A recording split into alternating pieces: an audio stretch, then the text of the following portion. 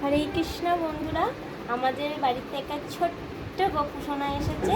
এটা আমার ছোট ছেলে, দেখো। আর কাল জন্মাষ্টমী, সেই কারণের জন্য আমাদের বাড়িতে ছোট্ট একটা গোপু সোনা। গোপু সোনার এখন অঙ্গরাগ বাকি আছে, এখন ওদেরকে আমি স্নান টান করাবো।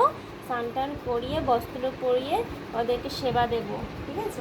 আর আমার ছেলেটাকে দেখবে, এই যে আমার ছেলে চুপ করে বসে আছে স্নান করবে বলে।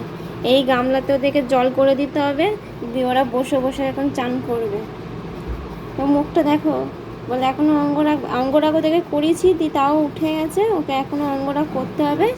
আর এই যে আমাদের ছোট্ট গপু সোনা এখানে বসে পড়ো, চান করবে দুজনে মিলে। এখন এই যে দুজনে মিলে এখন সাঁতার কাটবে এই গামলাটার মধ্যে। এটা সুইমিং পুল করে দেবো, দিয়ে ওরা এখন স্নান করবে। ওর মুখে লিপস্টিকটা উঠে গেছে, হাসিটা দেখো, কালকে ওর জন্মদিন বলে কথা, সেই জন্য ওর মুখে একবারে হাসি দেখো, নতুন নতুন গিফট। এই যে আমাদের, এইটা আমার মোহন, এটা হচ্ছে আমার রাধিকা, আর এটা আমার বাঁকে বিহারি। দেখেছো আমার সব বাঁকে বিহারিগুলো কি সুন্দর। আমার রাধারানী এখন স্নান করবে, শ্রীকৃষ্ণ এখনও স্নান করবে বাকি আছে দেখে।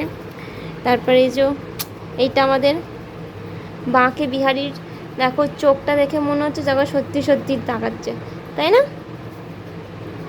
এখনো দোলনাটা এখন ডেকোরেশন করা বাকি আছে। এই দেখো আমার কানাই সোনা রেডি হয়ে গেছে, তাই তো।